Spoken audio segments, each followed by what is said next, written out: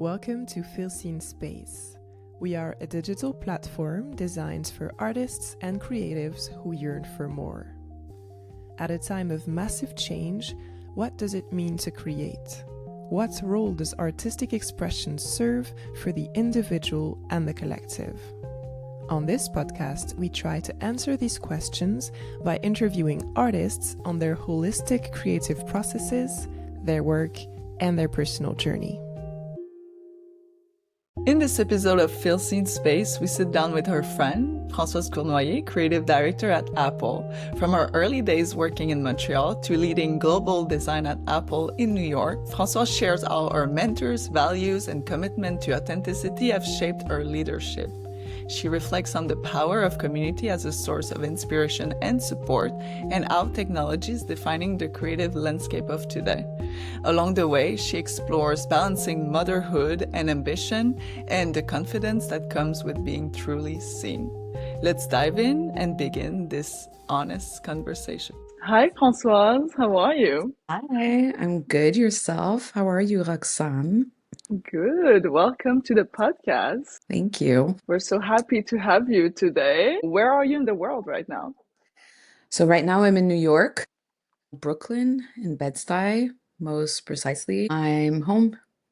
So you're from Montreal. We are Yes. really good friends. You move a lot in the past few years. You were in San Francisco for Apple and now in New York. How did you manage the move? I mean, Apple is really well organized, so that was easy on like visa and the whole moving part. I had a lot of help from them and from some friends. I also have a daughter who's almost 16. So she lives with her dad in Montreal, and I go back and forth, and now she's old enough to travel. So we manage. And she's the best. She is, I know. With Apple, are you working on anything right now that you can share with us, or it's pretty confidential? No, it's pretty confidential. I mean, I can tell you I work for REM, so it's Retail Engagement Marketing and Merchandising. So anything that has to do with stores. I work for the internal comms department, so all the communication, and it's more than communication at this point that goes to all the store team members. So there's multiple campaigns. We do photo shoots. We work on the uniform. So I'll keep it Mm-mm. at this stage. But yeah, it's pretty interesting and never a dull moment. I can imagine. Did you grow up in a creative family? Not per se. So I grew up in Montreal, in NDG, the neighborhood, which is very important. It's central to Montreal. So we're not creatives. Like my parents are not creatives, but very curious. And so they would bring me to all the museums, the new restaurants, walk around the city. So not creatives, but very curious and open and interested in all things creative. So I think that really opened something for me. Did you know from an early age that you will go into the creative industry? I mean, now that I think about it, when I was younger, like I would stay in my room and just like create little magazines and stuff like that. I wanted to be at first a journalist. I always had, let's say, like an artistic perspective on things. I mean, I was inclined from the get-go, from since I was young, but I didn't think I wanted to be an artist or a graphic designer. I didn't even know it existed. My school counselor thought I would be a good police officer or or a museum guide. I was like, okay. So it's something that you discover by yourself, trying new things and creating things for yourself, basically. Yeah. Okay. Do you have a formal education in design? Yeah, yeah. graphic design? So I think that's where it kind of revealed to me. I'm from an older generation, so I didn't know graphic design existed. So the choices were not as wide as now. So I studied fashion design at first because I was like, oh, I like trends and clothes. Mhm. So I studied fashion design at Collège La Salle and then went on to work in the fashion industry on Chabanel was in Montreal, which is a bit depressing. And then discovered graphic design. Sometimes, life takes you to some different paths and it's the right one. So yeah, I went on to UCAM in graphic design, which is more, it's not very technical, but mostly like an art director formation. It was probably the best decision in my life. And growing up, did you have a mentor or someone that you looked up to? I mean, if you mean growing up as a kid, apart from like artists or my parent, no, but in my career, I had multiple mentors. I think you need that help and you need to feel seen or to have that push. The first one would be her name is Barbara Jacques. She was a creative director at Cosette and she gave me my first job in agency. I owe her a lot. She's the first one who believed in me, who gave me a real chance. And she was really like, she trained me. I worked with her for 5 years. She trained me in a more classical way by repetition and discipline and have like a really strong creative methodology. Then I worked with Jean-François Dumais at Sidley. He's also a creative director. And I feel like from him, I understood what was real confidence. He's an amazing presenter. What was real confidence and positive energy and how to be a great leader to your team and build a team that trust each other and that work properly. And also, he's the chillest person, even under pressure. So I learned a lot from him. And of course, my creative director now, his name is Jordan Crane. I'd say he's like my mentor. He's an amazing designer and amazing person through and through. So I look up to him. And I think, like, as a leader, I take, lessons. I observed them all and tried to be my own, but from all those really positive experiences, Mhm. build my Françoise leader. So you feel that you're also learning every day from Oh looking yeah. at other people's in your team and to take the best version of themselves to bring into your work, I guess. Yeah, yeah. And these are people that really help me and kind of, lend me a hand. But the people like that I work with from different teams, I'm always learning. When you work on a team with someone and you're like, wow, I love how that person presented, or I love how she thought, or I love like how she strategized. So I'm always noticing and trying to incorporate new and fresh behaviors or Hmm. ways of doing, definitely. Yeah, yeah, that's interesting because to be a good creative director, you need to have great ideas, but also the confidence to deliver these ideas. Yeah. And I think you need to be close to the team and close to what's going on and how are they working, the different skill set. So yeah, you need to have that sensitivity. A friend and I always joke that we have this sickness. It's hypervigilance. We're always kind of looking like what's Mm, going on, what's happening. yeah. So yeah. And would you say the industry in the States versus the industry in Montreal is very different? That's a good one. Um, Yes, definitely. And I worked in both like agencies, in-house for some brands in Montreal, and only in-house in the US, like you said, in San Francisco and now in New York, but for the same company. So yeah, having like I moved to the US 7 years ago, and having the perspective after a couple of months and years, I realized how, and I worked with amazing people in Montreal, but how the industry in Montreal lacks diversity in general. Like, I'm talking about, yeah, sure, like ethnic backgrounds, but also a representation for female leaders in general. I thought it would be the opposite. I had a thought like the US was a bit more conservative. And I guess we get a lot from the angle of the medias in Canada, but no, like I think Montreal needs to shake things up a little bit on that part. Yeah, yeah, I think so too. And it's a shame because a lot of good people left, maybe because of lack of diversity or opportunities. I feel everyone we interview on this podcast been through a lot of different wins and challenges and encounter also toxic situation at work, especially in the creative industry. Did you encounter that? Oh yeah, of course. Of Yeah. course. And I mean, yeah, there's some people that you just don't mesh with, and it doesn't work, but there's some really toxic people. And I mean, there's some in Montreal when I was younger, and now that I look back, I'm like, that this is not acceptable, the way I was treated. But you know, when you're young, you don't know any better and you kind of cope with it and you're like, no, no, I want you have like your eyes on the prize. And I mean, that's some really sad stories.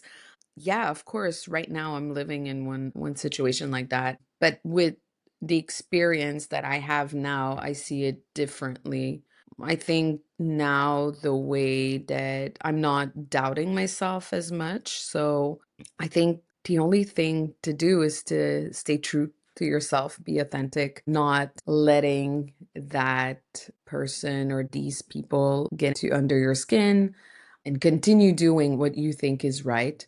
I always say I love to sleep at night, so I try to live Yeah. my life to have like good sleep. So I think as long as you're authentic and you do what feels good, and then I mean, there's levels, right? And you know, there's always people to help and ways to cope, depending on how toxic it is. But yeah, I think it's just to do the right thing. Yeah. And how did this situation transform you today?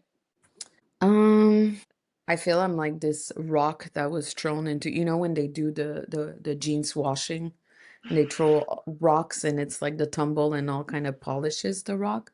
So I feel you know, it polished me. When you go through like challenges like that, you end up with lessons and you end up like it's not always easy, but I always seem like I'm growing from it. You know how in French we say like prendre du recul, c'est prendre de l'élan. So take a step back to, you know, give yourself a push. It's probably Hmm. not the right way to translate it, but so yeah, and I guess I'm a really positive person in general, so I'll try to see it in Mm. that way. I mean, there's a lot of amazing female creative directors, but I feel it's still very dominating by men, especially when you have high position for a brand or in an agency. So what would be your advice for that young creative directors? I think it's about being conscious. Sometimes there's biases. Again, it depends on the environment. It's not everybody. I don't want to generalize stuff, but this is maybe an unpopular opinion. But I feel like when you grow up as a woman, you have a bit more pressure on your looks, on the way you need to behave. There's some for men too, but I'm a woman, so I'll speak for my gender and from what I know. And I think women get used to have that pressure, and we get used to some stuff that we shouldn't. And I see now, like with my daughter and all, it's getting a bit better. But I think if I had one thing to say, it's just like be yourself, be true to yourself, bring your spice. I mean, you have to be good. If you're there, you're good already, but believe Mm. in yourself. Keep that fire, you know, don't look back, don't look on the sides, don't doubt, like just continue. And it's not easy. It sounds like very abstract, but yeah, it's to keep believing.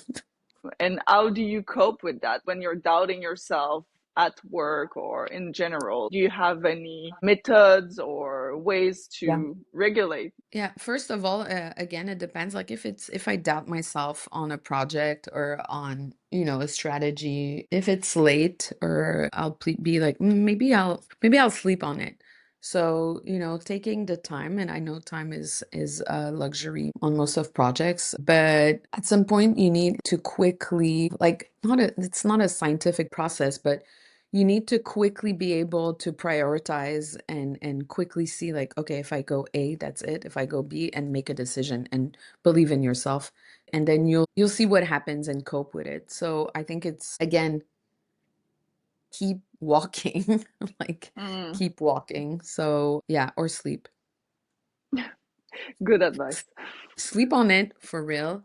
Because I like to work late, but then when I see that I'm blocked and there's like a little black cloud above my head, I'm like, okay, no, I'll think about it tomorrow. So we are working right now on building a series of great dinners for amazing women. Most of them are in the creative industry. Would you say community is something very important for you? Definitely. Definitely. That's why I'm always trying to connect with people, to go around. I have a lot of amazing, amazing creative friends, and just not creative like artistically per se, but people that are part of creative communities and have different roles, and meeting and talking with you, with Saha, with all these like these people really bring me a lot of oxygen in my perspective in life and the way that I think. And, I think it's vital for me to have these connections and encounter. Yeah, especially to build also relationship that feel really authentic, but also to have opportunity to build business organically. Do you wish you would have access to more of these type of events? Yeah, I mean, there's also time. I wish I had the time, and living in between Montreal and New York, but also traveling, I have to be very mindful of my time, but meeting people is a priority. So we have these dinners. We started one in Montreal, New York, sorry. We started to go around and see if we do it in other cities. I think it's very enriching my life, but also my creative process. And do you feel now that you're in New York, you feel more connected with your community more than in San Francisco? Well, yeah, that's a personal thing. I feel way more connected to the New York energy and way of seeing things. I have friends in San Francisco, but I have more friends in New York also. So it's easier to bring them together or to see different spheres of artistic communities. And I mean, New York is New York. There's always things to do in every borough. Every week there's like openings, talks, or else the museums just there's, plenty. So I'm fed Mm. constantly. And on your daily basis, what type of collaboration do you have? Well, I work in a corporate environment by choice. I love having that challenge to create stuff for the mass and make it as, aesthetic as can be. This is something that I really enjoy. It's not for everybody, but I love working with people a lot, with other designers, art directors, strategists, like producers, business partners. It's something that is very important to me, like build great teams, great project with people and bring people together. It's like an unchosen family. It's like family. You don't choose them, but you get to know them and work together. And this is something that I really like. And because you started your career in the fashion industry, now tech is kind of an extension of what you've been doing before, or it's completely different?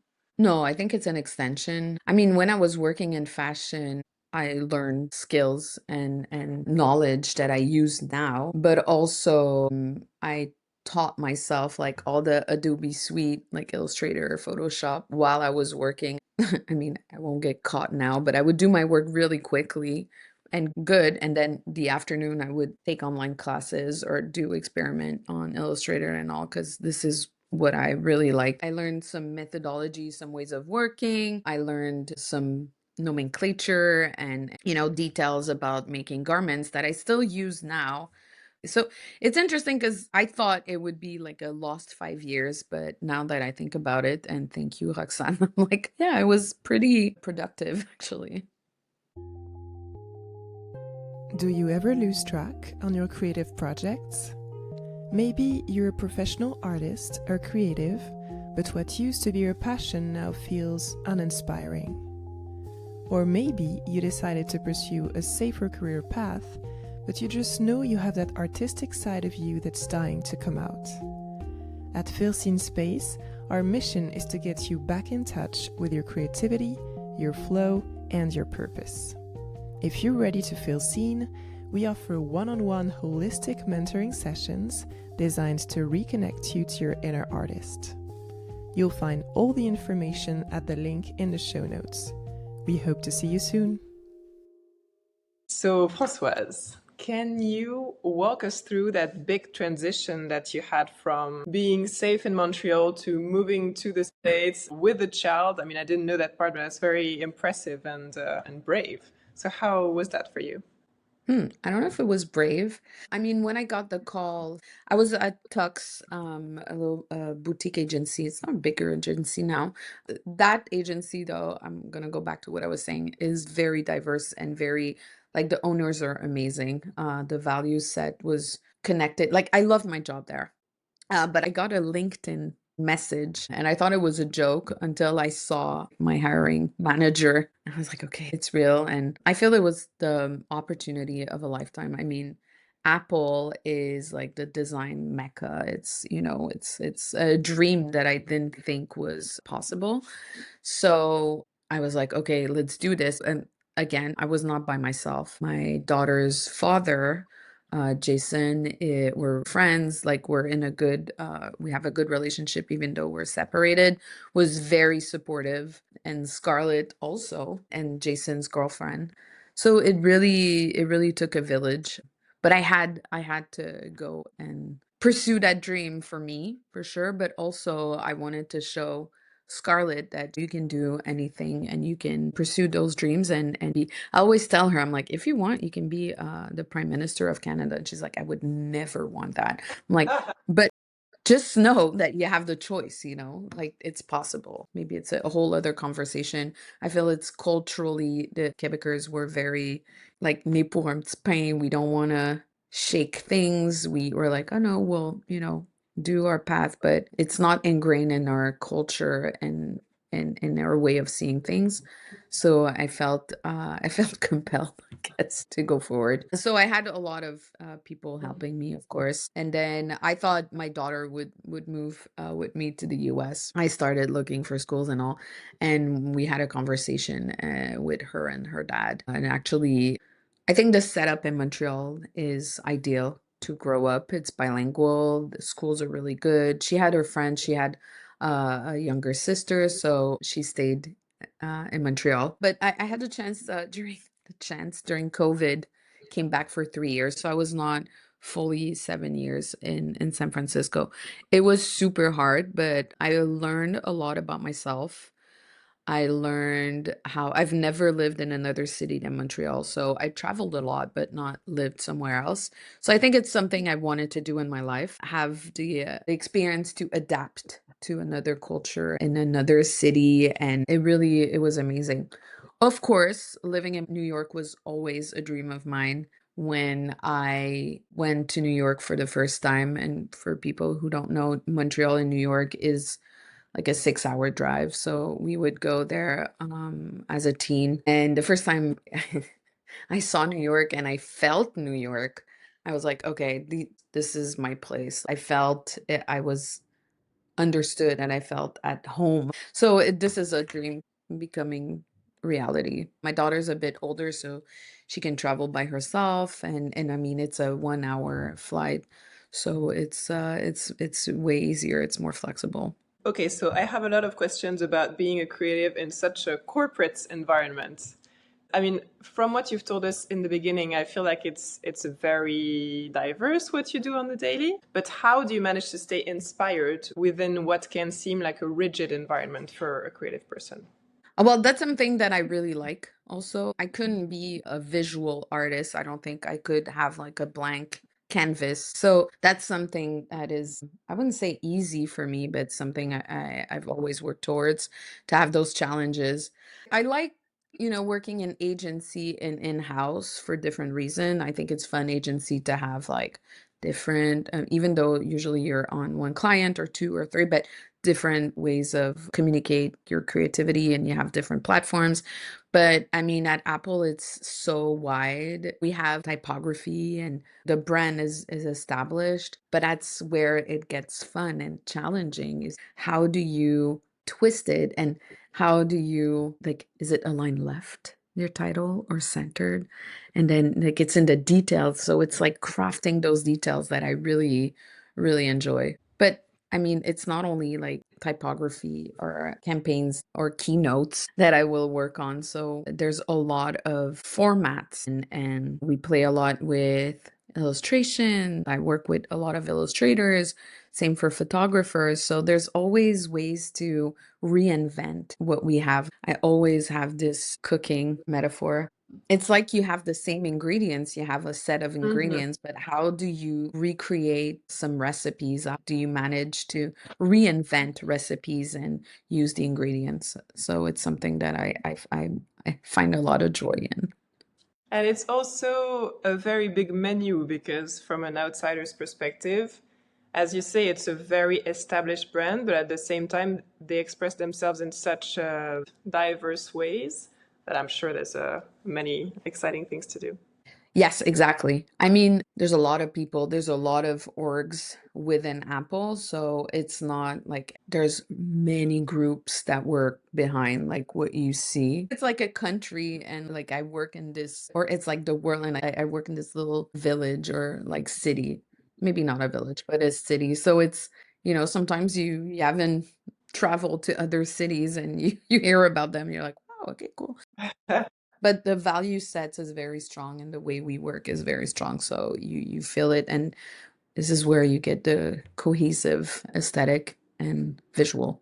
And so, outside of everything that's going on internally in this country, as you say, how do you personally stay inspired as a creative person outside of work? Well, I have those creative circles that, you make connections, and then it's like little windows or little doors that you open and brings you to another room, then another room. And then, so I kind of let myself go into this, but I love going to museums. I love traveling. And when I travel, I do a lot of research and I always try to discover new architects, new buildings, new ways of seeing things, new galleries. Restaurants are, interesting in their own way. I love doing that with my daughter too. So we have different perspective on things. I feel I'm always like I keep my eyes peeled and I take a lot of photos. So I'm always like documenting and yeah.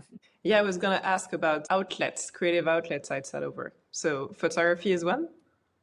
Yes, I take a lot of photos, like 35 millimeters. I always have a camera on me. I don't know if sometimes I'm a bit obnoxious about it, the flash and all, but it's really about documenting my life, documenting my friends. Mostly, I take a lot of picture of people that I love and moments that I want to capture. I've been doing that for like maybe 8 years now. And I love looking at my picture. I love the whole process. Like I send the pictures to my friend after. And I think it's like documenting my life. I thought about it and I was like, am I trying to slow time but I don't think it's that deep. I think I just like to capture stuff that I love. Scarlett sometimes is like, okay, enough. I can relate. My mom is a photographer, so there was a lot of that growing up. Like, will you please stop taking pictures of us? Yeah. But I see it now. She says no. I'm like, okay. But I'm like, your angle was perfect. And the lighting.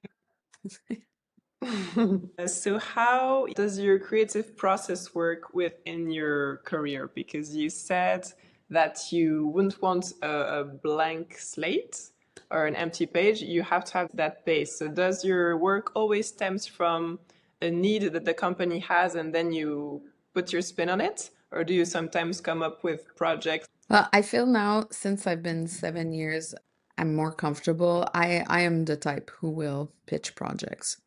If I really believe in something, and I mean building the pitch and organizing my thoughts and explaining to people how like we need this, or but also as a creative director, sometimes you have an overview and you see where there's needs or, where you need to palliate. So I feel like if I believe in something, I'll be very focused on it.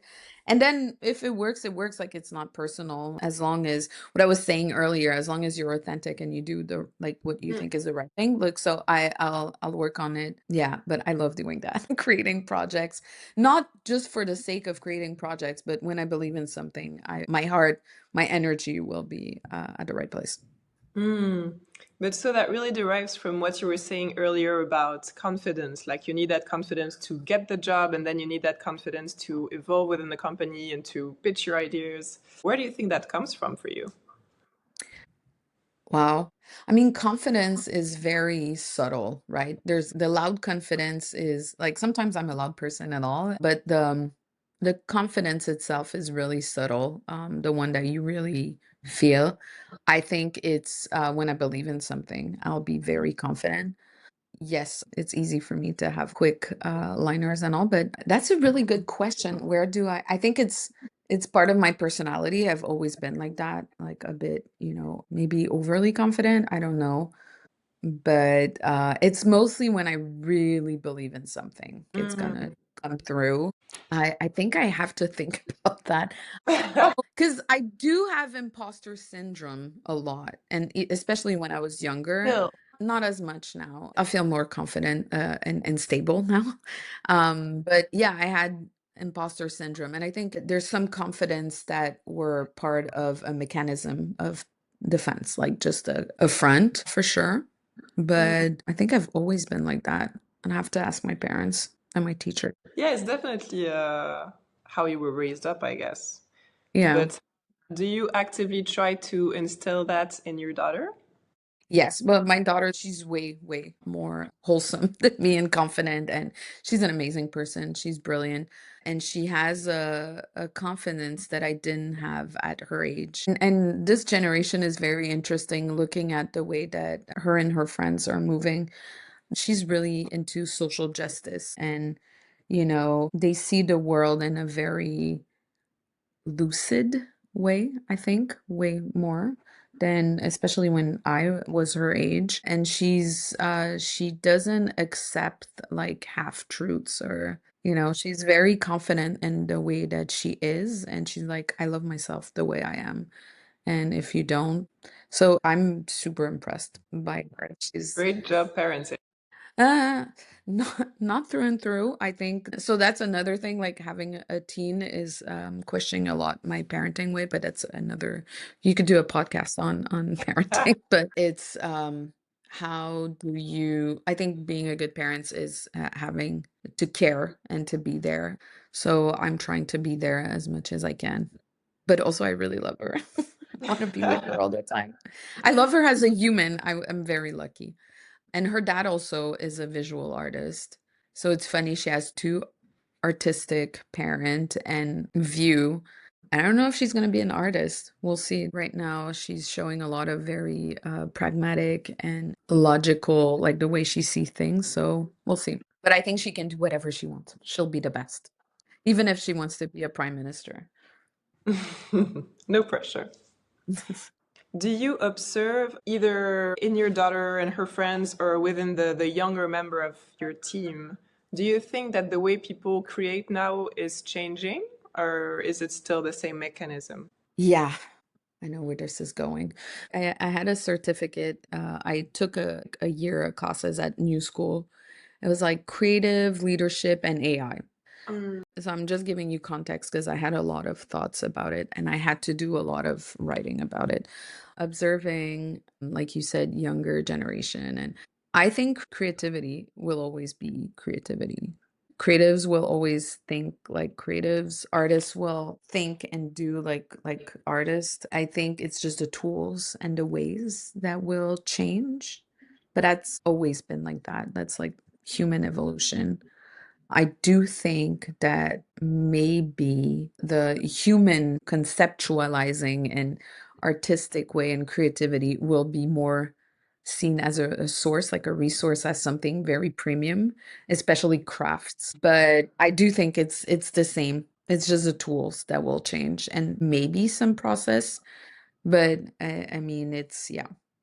But so in your day-to-day life in the office, do you already see a difference in culture within the older members and the younger ones in terms of the way they work, or not really? No, I think it's the mentality. If if you're open to see new things, like for old and new, no. I think, of course, younger people are more inclined to work with new tools because they've been kind of bathing in that space. But I think it's a way of seeing things that connects us, not age. Mm. I agree. And so within your life and your work, would you say there's a value in particular that drives you? Yeah, I think authenticity. Mhm. And going back to what I was saying, like if you're true to yourself, it will show. The confidence will show. You will feel better. It's a spiral up. I think what you bring to the table is yourself. So if you're not authentic, it's heavy for the person, but also you're not bringing anything. Yeah, I'd say especially for creatives, because if you're doing something super rational or measurable, I'm guessing your personality matters less than your intellect. But for us, all we have is our very personal point of view. It's true. That's what you bring to the table. It's your spice. Yeah. So be spicy. Again with the food. Yeah, I could talk about food all day. But yes, it's true. Outside of your job, and you mentioned going to museum, do you have art forms that inspire you in particular? I mean, music will follow my moods or dictate my moods. I love music, but I was never a good musician. It's like a science that I'm not comfortable with. But musicians, if it's going to concerts, jazz, opera. I love going to opera. So music is very inspiring to me, definitely.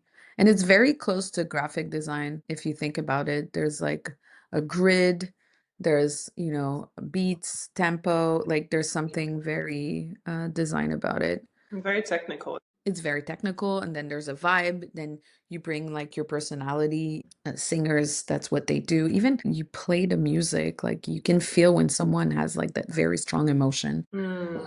And then all of it, dance for sure, visual art. Like to see Scarlett's dad is a full-time visual artist, and I think it's very inspiring.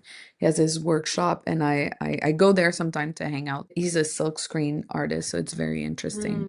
What else? I mean, sculpture, and sometimes it's in cooking, like cooks. Yeah, it's people that make stuff is always very impressive to me.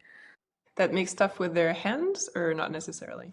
Well, yeah, with their hands for sure, but also like conceptualize stuff, or like DJs are super creatives as well. Movies, oh my God, movies. I started to film in Super 8 when I travel, and I started to edit just to understand also and to feel it is very interesting. And now when I watch a movie, I'm like, whoa, okay, I get it. Like movie makers it's a very 360 skill set. Then there's writers. I have a lot of really good friends that are writers, and it's something else that, I have to write in my everyday life and trying to polish my writing, especially in English, but it's impressive, and I take a lot of notes, no pun intended, from their skill sets. Hmm. It's interesting that even though you work in tech, you still seem to have an interest in very analog things. Yes. Yeah, but I mean, I take a lot of photos with my iPhone as well, Mhm. and they're amazing. There's so many, like, I mean, my iPhone is my life. And I think it's just different tools. Mhm. And when I started at Apple, I was not like a techie person, and I learned a lot. I like to learn and to deep dive into things and see. I work with some designers that are very technical, and they're on Keynote or Mozart's, and I don't think that's my category A, but no, I'm okay in Keynote. But yeah, I think inspiration comes in all sorts of forms.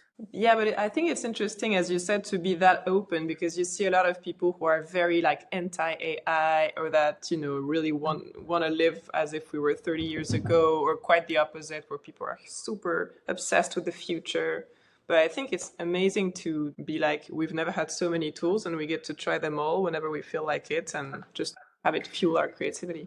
That's the way I approach things also. Also, that's why I took that certificate at New School, because I want to understand. I'm not gonna put a judgment on, like, I think AI is a whole, like, it's a thing. It's not just ChatGPT, and it's embedded in our life for it's been years now. So it's just the way that it shows up.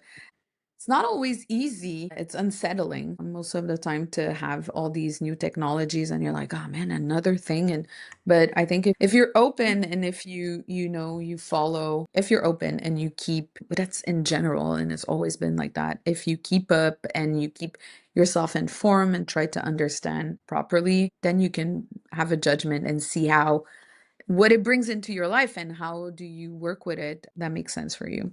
So, what would be one advice that you would give to a creative who right now is feeling very overwhelmed with all these changes? We see so many people scared for their jobs. Like, what would you tell them?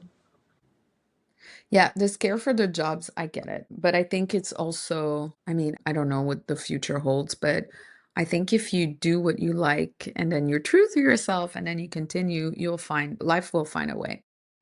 I mean, it's very like rainbows and teddy bears, but actually it is.